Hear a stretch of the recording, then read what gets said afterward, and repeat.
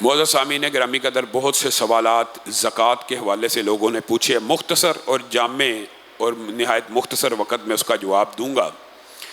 ایک بات یاد رکھ لیجئے، جتنا مال نقدی کی صورت میں، نقدی میں یا مال تجارت کی صورت میں، مال تجارت ہو یا نقدی ہو، اس کے اوپر 2.5% زکوٰۃ ہے۔ یہ بات تو آپ کے علم میں پہلے سے موجود ہوگی۔ اور ایسی فصل جو اللہ تعالیٰ بارش سے سیراب کرتا ہے، اس کے اوپر عشر ہے، 10% ہے۔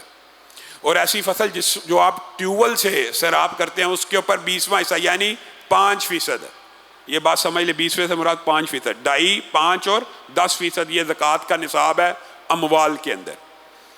اور وہ جو ذمہ دار طبقے کے لوگ ہیں، ان کو پتہ ہے کہ 650 کے حساب سے یعنی کلو کے حساب سے جب فصل ہو جائے تو اس کے بعد تقریباً آج کل کے دور کے مطابق تو اس کے بعد جو ہے وہ عشر نکالنا پڑتا ہے، یا اب اگر ٹیوبویل سے چلتی ہے تو 5% نکالنا پڑتا ہے۔ 650 کلو اگر فصل ہو جائے تو یعنی جب پیداوار کل 650 کلو ہو جائے تو پھر وہاں سے یہ ایک الگ سسٹم ہے جو ذمہ داروں کے حوالے سے۔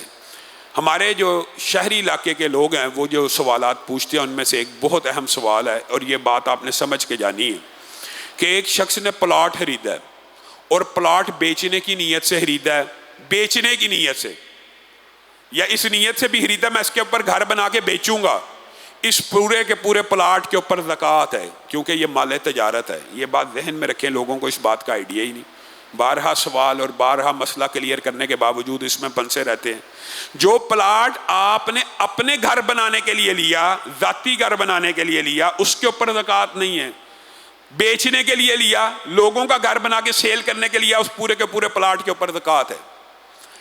ایک گھر آپ نے بنایا کرائے پہ دینے کے لیے، ایک دکان آپ نے خریدی بیچنے کے لیے، اس پوری کی پوری دکان کی مالیت کے اوپر زکوٰۃ ہے۔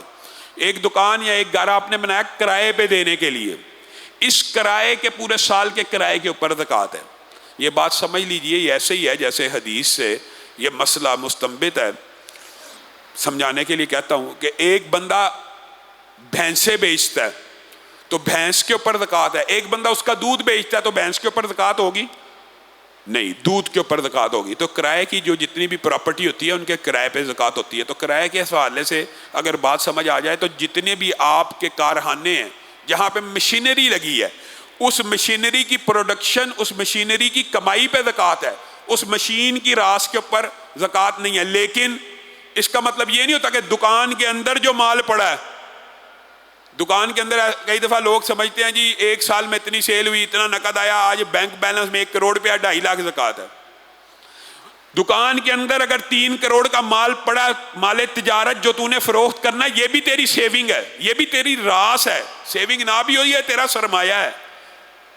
زکوٰۃ کے حوالے سے 3 باتیں یاد رکھیں، ایک نقد، ایک سیونگ، ایک مال تجارت، ان تینوں کے اوپر زکوٰۃ ہوتی ہے۔ کیش ان ہینڈ سب سے آسان طریقہ جو ہمارے کاروباری فیملیز کے اندر اختیار کیا جاتا ہے کہ 1 رمضان کو حساب لگایا جاتا ہے ٹوٹل کیش ان ہینڈ کتنا، ٹوٹل قابل فروخت مال کتنا۔ قابل فروخت مال، میرے بھائیو اللہ سے ڈر جاؤ، قابل فروخت مال کی زکوٰۃ ہے۔ قابل فروخت جو بھی مال ہے، پلاٹ ہے، کالونیاں، لوگ کہتے ہیں جی لاما صاحب ہمارے تو سینکڑوں پلاٹ ہیں، تو بھائی اللہ نے ہی دیے ہیں، سینکڑوں پلاٹ ہیں، قابل فروخت ہیں، جی ہاں، تو ان کی زکوٰۃ دینی ہے۔ جی وہ تو اربوں روپے کے پلاٹ ہیں، تو پھر زکوٰۃ دینی۔